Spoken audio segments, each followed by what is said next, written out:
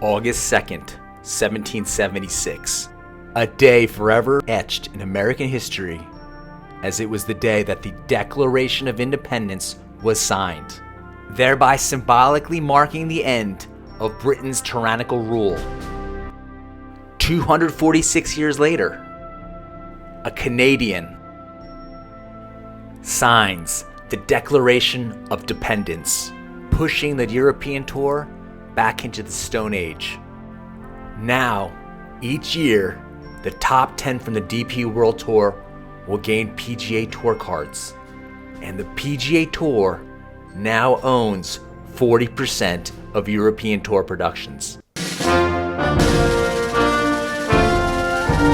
Now let's look at Keith Pelley's interview after it came out that the DP World Tour won its case against the LIV Golfers, thereby winning the right to keep out the stars and main attractions of DP World Tour events so that the DP World Tour makes even less profit. And as Lee Westwood points out, just free falls into its spot as the 5th largest tour in the world. The Asian Tour, already sensing this weakness, is going to have its first tournament in Europe.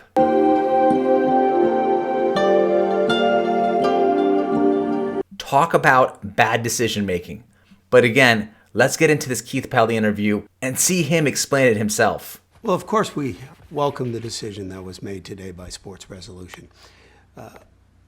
We're delighted that they understand the responsibility that we have to administer our rules and regulations. And these are rules and regulations that were put in place. The rules and regulations of the PGA Tour have been written by the players, for the players. By our members, for our members. Keith Pelley, right here, it's almost like he's reading off the Jay Monahan script from about 13 months ago. For our members, by our members, the FUBU explanation, for us, by us. It's not working out so well for Jay Monahan now, as the PGA Tour is effectively run by Tiger and Rory, and whatever they say goes now. And all the members have signed up to them, so. All the members signed up to them. But as Ian Poulter points out in this tweet, in relation to Lee Westwood's tweet that the Strategic Alliance literally makes all the tours around the world feeder tours OVs. How could they vote for this and get it passed? I have no idea. To which Ian Poulter responds, they didn't vote, that's the problem. How is this possible? How didn't players have that option? Incredibly pleased with the decision that was made today, and it also provides clarity for us, clarity for our stakeholders, our members themselves, as well as our staff. So overall, it's a very positive day, and hopefully now we can move on. It's a very positive day as DP World Tour #1 cheerleader himself, Eddie Pepperell, starts questioning what's going on.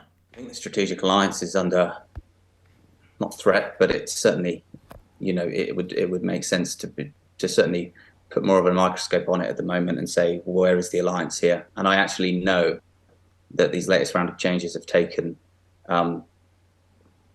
people high up on our tour aback.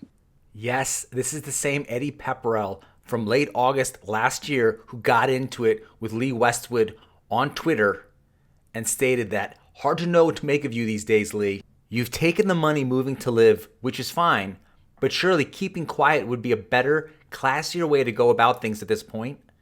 Just a thought. After Lee Westwood expresses his, I'd say, displeasure with Eddie going against Lee Westwood's tweet, Eddie responds, "It is, wouldn't I know? Suppose I was just suggesting you read the room. You've done well out of this, and moving forward quietly might be the best. We know you think Keith effed up and that the DP World Tour is in the bin, but yeah, take your cake and enjoy it in the corner." And it wasn't what was expected. But remember, these latest round of changes on the PGA Tour were player-driven. Eddie, young lad, don't say Lee Westwood didn't try to warn you when he tweeted, "We'll always disagree on this. I've watched the DPWT and Oz Tour and others be bullied by the PGA Tour for the last 25 years and don't think we should roll over to them, and you think we should be a feeder tour and lose all our best players to them, thus becoming the 5th best tour." This wasn't driven by Jay Monahan and his team. This was driven by 25 top players on the PGA Tour. Now, Jay doesn't really have much of a choice but to really go along with them by and large if he wants to keep a few of the big players on his tour. So you can understand why they get implemented. But make no bones about it, it certainly raises the alarm bells, I think, for us as a tour to say, where is this strategic alliance? How's it going to work? Why did the tour feel this issue was important? Well, as a members organization, our regulations are created by the membership for the collective membership to protect the membership. Again, FUBU, for us, by us. And it's our responsibility, and it's very critical that we have that ability to administer these rules. These are the rules that are going to keep out the LIV golf players who, if you noted in the Dubai Desert Classic, Patrick Reed was the storyline. Patrick Reed throwing a tee at Rory McIlroy made headlines, and Reed, had Rory not made a 20-footer on the 18th hole, would have been a playoff with Rory. These DP World Tour tournaments, the fields are so weak, you've got more guys outside the top 1,000 in the now defunct and watered down OWGR than you do in the top 100 in the OWGR. It's very sad. It makes the Honda Classic on the PGA Tour look like it's fielding a major championship field. But this is a landmark decision. It doesn't only affect the DP World Tour. Yes, it doesn't only affect the DP World Tour. The Asian Tour and other tours will now get stronger because these LIV golfers will want to hone their craft and continue sharpening their skills, and they need tournaments to play in. And that's where the Asian Tour comes in. Congratulations, Keith Pelley, on continually shooting yourself in your own foot. Or other golf members organizations. All sporting organizations must be able to have rules and regulations. So this really draws into question, are your rules and regulations good? If the rules and regulations you're enforcing are hurting your members, maybe you need to change the rules and regulations. And they definitely do in this case, and I'll explain why. Without the LIV golfers, now you don't have any strength of field points because the OWGR just changed the system this past August or so.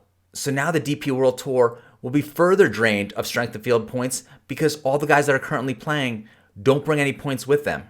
And members have to abide by them.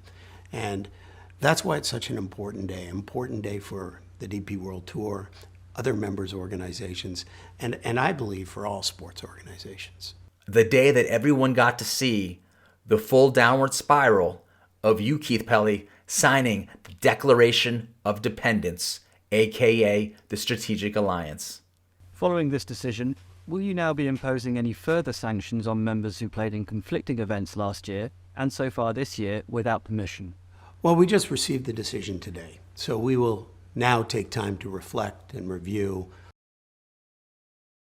And as per this Golf Digest article, you can see Keith Pelley and even Golf Digest realize that the DP World Tour needs to backtrack on this. The article states, the idea the tour won the arbitration is suddenly greater than the reality that they need to look at their product, says one tour insider. The DPWT is weaker than at any stage in its history. Too many nothing events, too many nothing players competing for close to nothing with close to nobody watching in person or on TV.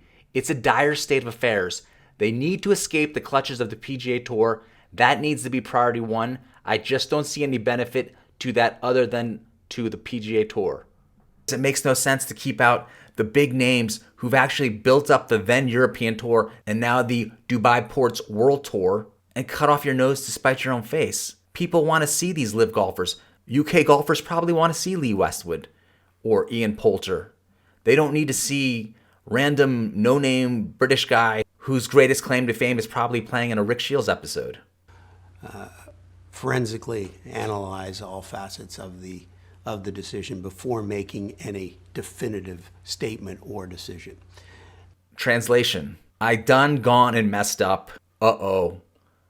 How do I spin this so that it looks like we won, but we can still get these LIV golfers into the DP World Tour events so people actually watch them? As per the Golf Digest article, it says that more likely There will be a negotiated compromise, which means there's a way back for the LIV guys, but only on the DP World Tour's terms. And we'll do that similar to the way that we did and administered the sanctions last year. We'll do that as a collective group. It won't be a unilateral decision. Just so that you know it won't be a unilateral decision, Jay then proceeds to list every department within the DP World Tour. He's going to ask Jay Monahan what he has to do. Don't believe anything he just said. And then we'll take all that information and make a decision that we think is in the best interest of all of the membership. Keith Pelley is furiously texting Jay Monahan right now saying, please help. I can't make decisions of my own. I am some kind of weird figurehead here. What do we do now that we won this case, but in so doing, we've hurt our own cause? Can players who have been sanctioned still play? In a broad brush, they still can play. As long as you're a member of the DP World Tour, you can qualify for one of the 6 spots. This is actually huge news because it didn't seem initially that the LIV golfers would be able to play on the Ryder Cup. Are the LIV players who are European going to be able to play on the European Ryder Cup team, whereas the LIV golfers who are Americans can't play on the US side? Or in fact, you can get selected by Luke Donald with one of his 6 picks, and that's always been the case. So theoretically, Luke Donald could come to his senses and use his 6 picks and pick LIV golfers. This is actually huge news, and I'm not sure why it isn't a bigger deal in the media right now. The DP World Tour gets a lot of its funding from the Ryder Cups. You're only hurting yourself by making the event less popular and less financially successful.